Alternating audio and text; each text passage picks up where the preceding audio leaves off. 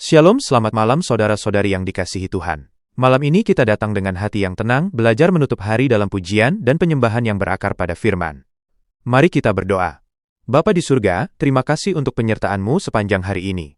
Saat kami merenungkan firman-Mu, diamkanlah perkataan Kristus di hati kami. Pulihkan jiwa kami, dan tuntun kami menyembah-Mu dengan benar. Bukan hanya dengan lagu, tetapi dengan hidup yang taat. Dalam nama Tuhan Yesus, amin.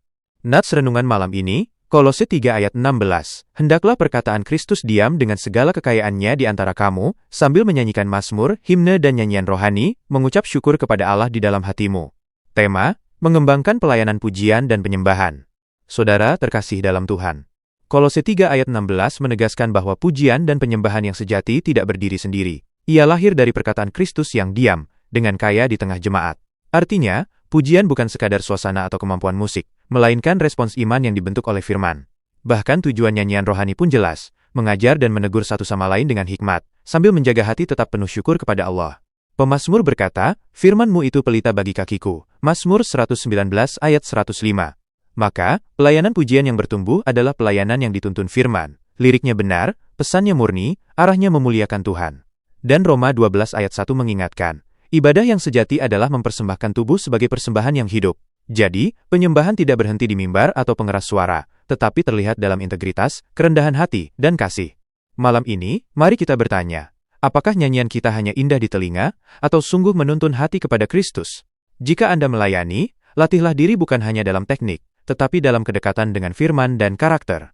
Jika Anda jemaat, ikutlah membangun ibadah dengan hati yang siap diajar dan diubahkan.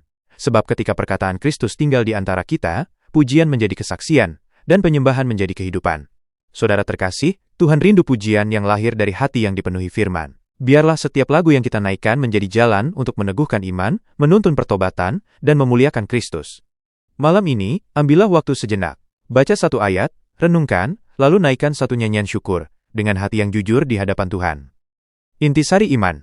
Pujian dan penyembahan bertumbuh kuat ketika perkataan Kristus tinggal di dalam kita, sehingga nyanyian kita membangun jemaat dan memuliakan Allah dengan syukur. Mari satu hati dalam doa. Tuhan Yesus, diamkan firman-Mu di dalam kami, agar hati kami dipenuhi kekayaan kebenaran-Mu. Kuduskan motivasi kami dalam melayani, supaya pujian kami tidak mencari nama sendiri. Ajarlah kami mengajar dengan kasih dan hikmat, tegurlah kami bila langkah kami menyimpang.